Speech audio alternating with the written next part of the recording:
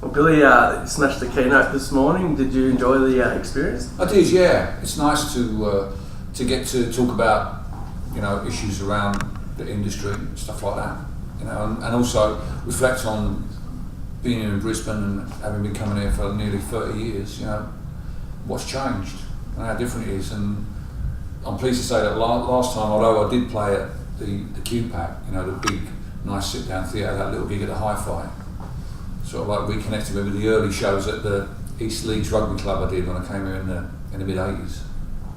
You were saying there was quite a response in those early tours up here. Yeah, I mean, those were the days when Joe Bioka-Peterson was still in control of Queensland, and the place had a bit of a rep. And I think as a result of that, a lot of certainly British indie bands didn't really come up this way.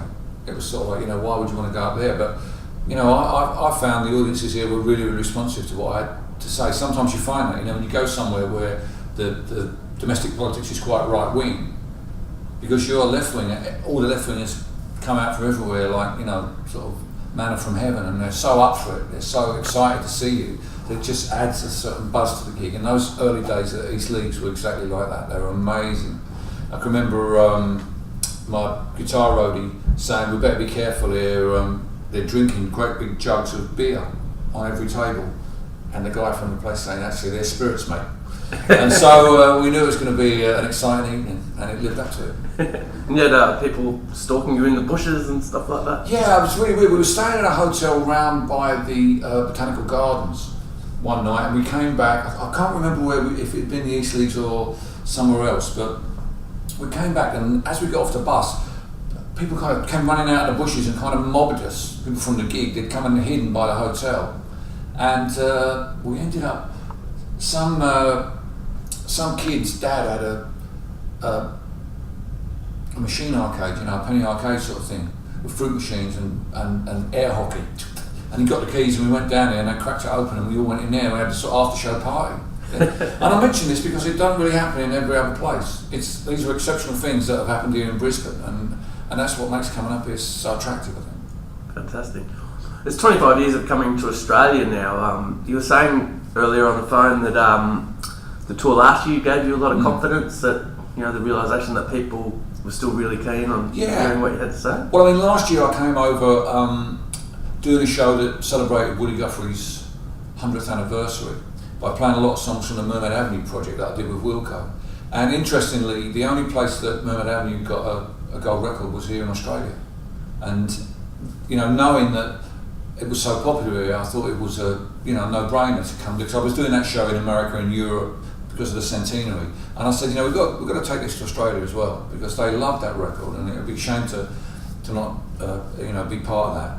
But what happened was, when we got here, all the shows sold out, and we added second shows in 4 of the big cities, and that really did a lot for my confidence, and at the same time gave me the wherewithal to mount up a promotion campaign for the new record, because as an independent artist, I've only got to pay for the record, I've also got to pay for the promo, and that now can cost as much as the record. So although I had the record ready to go at the start of 2012, that's when it was recorded, January 2012, I couldn't release it until March 2013, because understanding what kind of record it was and putting a plan together to do it, I also had to get the funds together, and that Australian tour was a huge contribution to that. And that's why I'm quite happy. I'm here just for a week now, but the response here has been so positive in Australia, and I'm really happy to just be back for a week and just reconnect with those people.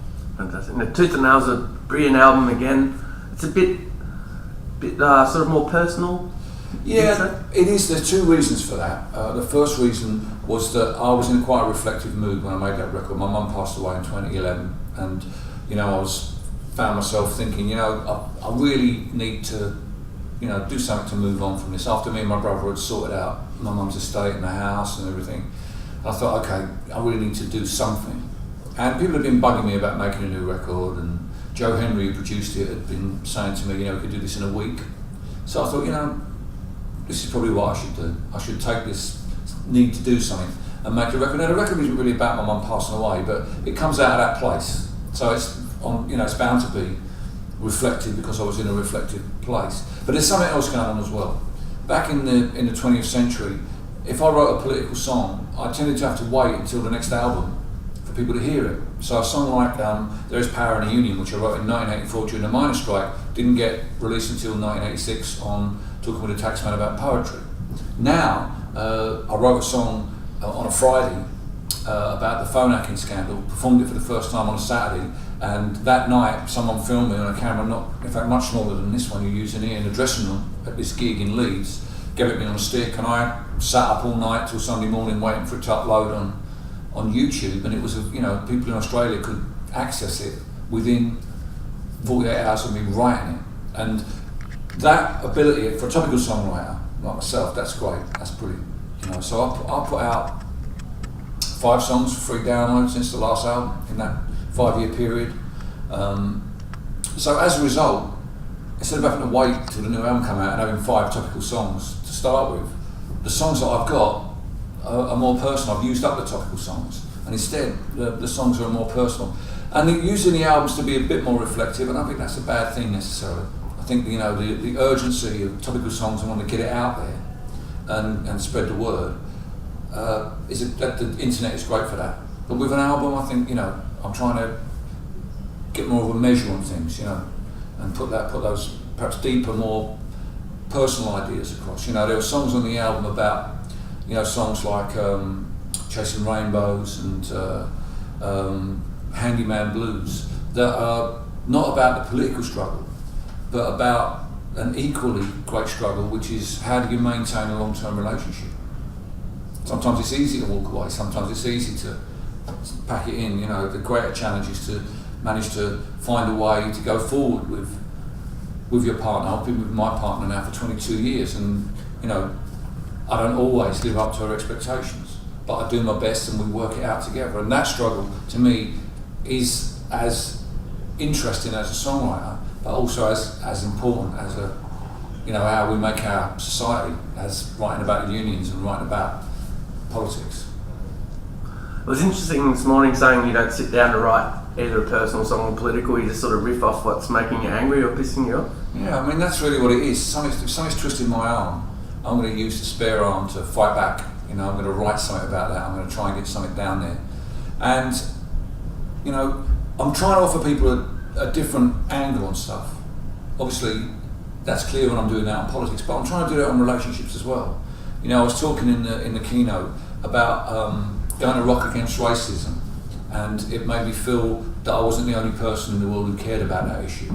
Standing in the audience with 100,000 people on that first big Rock Against Racism march and gig in 1978 gave me the courage of my convictions. But I'm trying to do that with love songs as well. I'm trying to say, you know what, mate, you're not the only person who's made these stupid mistakes, you arsehole. But, we've done them before, and, it's not an uncommon thing, and there is a way out of it. So I think, that's the best songs are songs that offer another perspective. Last year, the BBC asked me to write a song for a programme about the sinking of the Titanic, for a live radio show that they were going to broadcast, based around songs. And I thought to myself, how can you possibly write a song about the Titanic that doesn't have Celine Dion looking over his shoulder, It's stupid, isn't it? And then I thought to myself, you know what, you never hear anything from the perspective of the iceberg, do you? And so I said to the director, how about if I write something about the iceberg? He said, brilliant. So I thought, oh shit. Because I was hoping he'd just go away and leave me alone. But and I thought about it, and I thought, well, the iceberg's on its own journey as well, It's not just, the icebergs, sometimes it's rainwater, sometimes it's seawater, sometimes it's ice, sometimes it's snow. So I wrote a song that was around that, and I only really mentioned that just to say that that's the justification for making any art, or making any comment, or editorialising, or whatever. I was trying to say something that nobody else was saying. What more justification do you need? And that's what I try and do in all my songs. Fantastic. Now back to Tooth and Nail. Musically, it's not far removed from the Mermaid Avenue sort of feel. Now you did it with Joe's sort of crack band, but you've recently been touring with the band that you've put together specifically, to bring that to life. Yeah, well, I mean, the guys that Joe Henry works with in his basement in South Pasadena in California are incredible session musicians. They are really amazing guys, and they were so sensitive to what I was doing. They listened to, they heard the songs, literally, 10 minutes before we started to record them, I'd play them through the songs, you know, and they'd get a feel for them, but they left so much space for my voice. I mean, people talk a lot about my singing on this record. It's not just the fact that I've been working on my voice. It's the fact that the band left a lot of space because they were following my voice. You know, I was only playing acoustic guitar. Joe Henry didn't let me bring an electric, so I couldn't lead from the front like I normally do. So I'm playing the electric guitar, I'm just playing the acoustic guitar and just leading with my voice, and they allowed that space to get in there. And so I needed to put together a band that was capable of doing that. So the first thing I found was an amazing 25-year-old pedal steel player who lives in Manchester, who knows Johnny Marr, and also plays a bit of jingle jangle like that as well, which is great for me. And a strong rhythm section I built around that for Luke Bullen, who played with Joe Strummer's Mescaleros, their last lineup, and a guy named Matt Round who plays an upright bass. And we've got a new keyboard player, Simon Pegg, who's doing a little bit of backing vocals. And what we try to do is take some of the Billy Bragg back catalogue and put it through that tooth and nail sound and see what comes out the other side. And it works really well. I'm really pleased because we've been playing a lot more of the Mermaid Avenue songs as well as a result of having that set up. It's been worked really well. We did 7 weeks on the road in America and all the summer festivals this summer across Europe with the band. And I'm really looking forward to bringing them to Australia in March. I was just about to say, we're lucky enough to get a couple of solo showcases in the next few days, but yeah, you're bringing the band back down. I am, yeah, they're very psyched about that. And again, the audience in Australia have been so supportive of this record. I wouldn't feel we completed the whole form of the shape of the thing if we didn't come here and play some shows. This, in some ways, the genesis of this whole campaign was here last year, so I'm really looking forward to bringing them all back. Fantastic. Well, mate, thanks so much for coming to Big Sound. Now you're going to play us a song? I think I am going to play a song. I think I might try the Handyman Blues, if only for the fact that it's probably the most honest song on the record. It really is about me.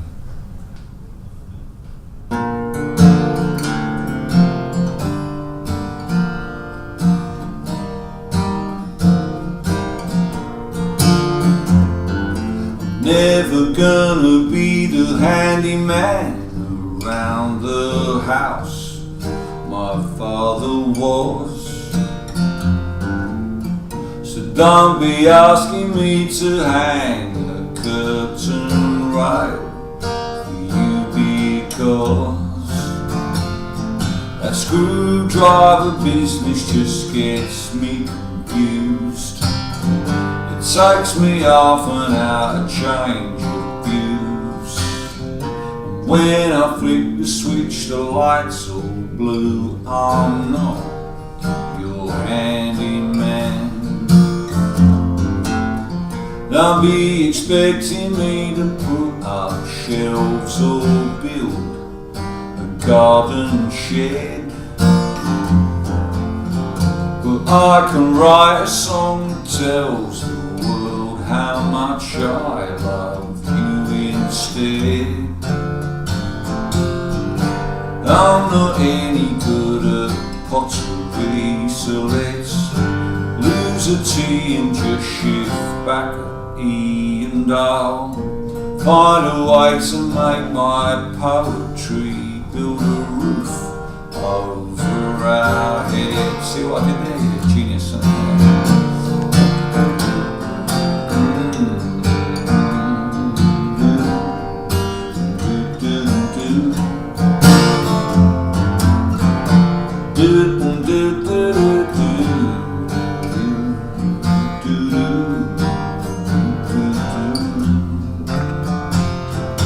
Now it looks like I'm just sat here reading the paper, but these ideas I'll turn to gold dust later. 'Cause I'm a writer, not a decorator. I'm not your handyman. 'Cause I'm a writer and an agitator. I'm not your handyman.